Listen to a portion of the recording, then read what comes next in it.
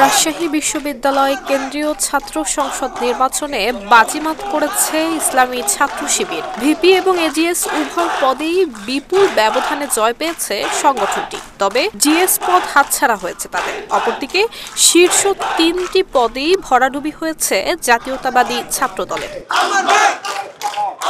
রাকসুর VP নির্বাচিত হয়েছেন ছাত্র শিবির সমর্থিত প্যানেলের প্রার্থী মুস্তাফিজুর রহমান জাহিদ। এজিএস পদে একই প্যানেল থেকে এসএম সালমান সাব্বির জয়ী হয়েছেন। জিএস পদে জয় পেয়েছেন আধিপত্য বিরোধী ঐক্যর সালাউদ্দিন আম্মার। ভিপি জাহিদ পেয়েছেন 12,687টি ভোট। অন্যদিকে এজিএস পদে সালমান সাব্বির পেয়েছেন 6,971টি। আর জিএস পদে আধিপত্য বিরোধী প্যানেলের সালাউদ্দিন আম্মার পেয়েছেন 11,537টি ভোট। ওয়ালটন এখন দেশের সীমানা পেরিয়ে পৌঁছে গিয়েছে 50টিরও বেশি দেশে।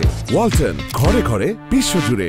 17 অক্টোবর সকাল 8:30টায় বিশ্ববিদ্যালয়ের কাজী নজরুল ইসলাম মিলনায়তনে ফলাফল ঘোষণা করেন রাকসু নির্বাচন কমিশন। এর আগে রাত জুড়ে প্রকাশ করা হয় 16টি হল সংসদের ফলাফল। এই জয়ের মাধ্যমে ঢাকা বিশ্ববিদ্যালয়, জাহাঙ্গীরনগর এবং চট্টগ্রাম বিশ্ববিদ্যালয়ের নির্বাচনের পর রাকসুতেও নিজেদের জয়ের ধারা অব্যাহত রেখেছে ইসলামী ছাত্র শিবির। নুসরাত জাহান মেহেক, ঢাকা পোস্ট।